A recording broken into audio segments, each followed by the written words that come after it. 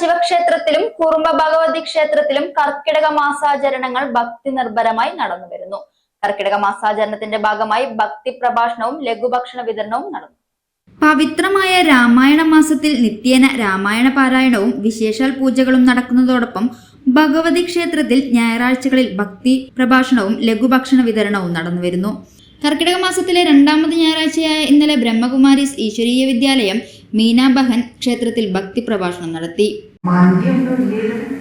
ഒരു നല്ല സുമനസ്, നല്ലൊരു മനസ്സിന്റെ ബുദ്ധിയുടെ ഉടമയായിട്ടല്ലേ നമ്മളെല്ലാം ജനിച്ചിരിക്കുന്നത്. അപ്പൊ തീർച്ചയായിട്ടും ജന്മനാ തന്നെ അല്ലേ നമ്മുടെ ആ രചയിതാവ് നമുക്കെല്ലാവർക്കും ഇത്രയും വലിയൊരു ഖജനാവ് തന്നിട്ട് വിട്ടിരിക്കുന്നത്. ഇനി നമുക്ക് രണ്ടാമത്തെ ഖജനാവ് ഏതാണ്? നമ്മുടെ എല്ലാവരുടെയും നാവ്. ഈ നാവ് ഉപയോഗിച്ച് നമുക്ക് സംസാരശേഷി ഉണ്ടെങ്കിൽ സംസാരിക്കുന്നിടത്തോളം കാലം എന്ത് ചെയ്യുക? നല്ല വാക്കുകൾ ഈ ഡിക്ഷണറിയിൽ എടുത്തിട്ട് ഉപയോഗിക്കുക. ഈ ഡിക്ഷണറിയിൽ എല്ലാ വാക്കുകളും ഉണ്ട്.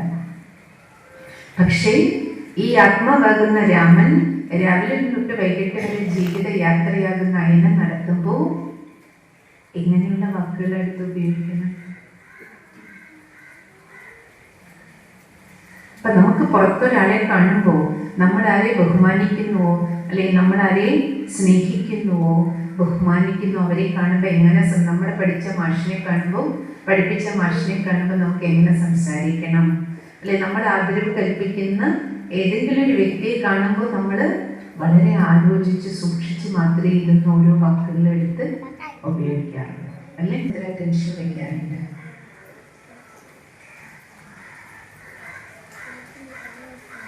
കാരണം നമ്മുടെ ഓരോരുത്തരുടെ വീടും അതും ഒരു അയനം നടക്കുന്ന സ്ഥലമാണ്, യാത്ര നടത്തുകയാണ്. നമ്മളൊരു കുടുംബത്തിൽ 4 ആളുണ്ടെങ്കിൽ 4 ആത്മാരാമന്മാരുടെ അയനമാണ് ആ കുടുംബത്തിനുള്ളിൽ നടക്കുന്നത്. അല്ലേ? ഓരോ ശരീരത്തിലും ആത്മചൈതന്യമുണ്ട്. ക്ഷേത്രം സെക്രട്ടറി കൃഷ്ണദാസ് പൂർണ്ണകുംഭം നൽകി സ്വാഗതം ചെയ്ത് ആനയിച്ചു. തുടർന്ന് ക്ഷേത്ര ദർശനം നടത്തിയതിനു ശേഷം ഭജന മണ്ഡപത്തിൽ ഭക്തി പ്രഭാഷണവും രക്ഷാബന്ധനവും നടത്തി. കാവുങ്ങൽ ഭവാനി കുടുംബം സ്പോൺസർ ചെയ്ത ലഘുഭക്ഷണ വിതരണവും ഭജന മണ്ഡപത്തിൽ സജ്ജമാക്കിയിരുന്നു. ക്ഷേത്രം president Parameswaran master, secretary Krishnadas, vice president Raghavan Nair, Payyanazhi Unnikrishnan, Haridas Changath, treasurer Ramadas, Angadikkal Sreenarayanan, joint സെക്രട്ടറിമാരായ കൂരിയൽ ഉണ്ണികൃഷ്ണൻ, അജിത്ത് ചാങ്ങാത്ത്, രാജേഷ് വെള്ളോത്ത് തുടങ്ങിയവർ നേതൃത്വം നൽകി.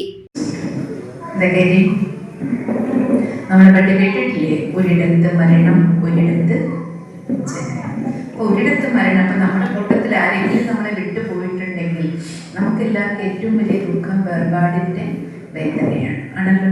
അത്രയും വലിയൊരു വേദന വേറൊന്നുമില്ല. മരണമാണ് നമുക്കെല്ലാം ഏറ്റവും കൂടുതൽ ദുഃഖം തരും, നമ്മുടെ ജീവിതത്തെ ഇരുട്ടിലാക്കണം. അതുകൊണ്ട് രാമായണത്തിന് മറ്റൊരർത്ഥവും പറയും, രാവുമായണം, ഇരുട്ട് നീങ്ങണം. അപ്പൊ നമ്മുടെ ജീവിതത്തിൽ നോക്കിക്കഴിഞ്ഞാൽ ഏറ്റവും വലിയ ഇരുട്ട് ഏതാണ്? മരണം ഉണ്ടാക്കുന്ന ഇരുട്ടാണ്. ചിലർ കണ്ടിട്ടില്ല, ഒന്നുകിൽ പതി പോയി, അല്ലെങ്കിൽ പത്നി പോയി, അച്ഛൻ പോയി, അമ്മ പോയി, ചില വീടുകളിൽ ഒരു കുട്ടിയെ ഉണ്ടാവുള്ളൂ, ആ കുഞ്ഞു തന്നെ നഷ്ടപ്പെടുന്നുണ്ടല്ല. എത്രയോ സ്ഥലങ്ങളിൽ അങ്ങനെ സംഭവിക്കുന്നുണ്ട്. അച്ഛനോ ഇരിക്കുകയാണ്, ഏകസന്താനം വിട പറഞ്ഞു. അങ്ങനെ എത്ര കുടുംബങ്ങളാണ് ചെറിയ പ്രായത്തില്. പ്രത്യേകിച്ച് ഇപ്പം നോക്കിക്കഴിഞ്ഞാൽ പ്രായമായവരിക്കുക, ചെറുപ്പക്കാര് പോകുക, അല്ലെങ്കിൽ കുട്ടികൾ പെട്ടെന്ന് പോകുക. ഇതാണ് വീടുകളിൽ നമ്മുടെ സമൂഹത്തിൽ നോക്കിയിരുന്ന ഏറ്റവും വലിയ ഇരുട്ടാണ്.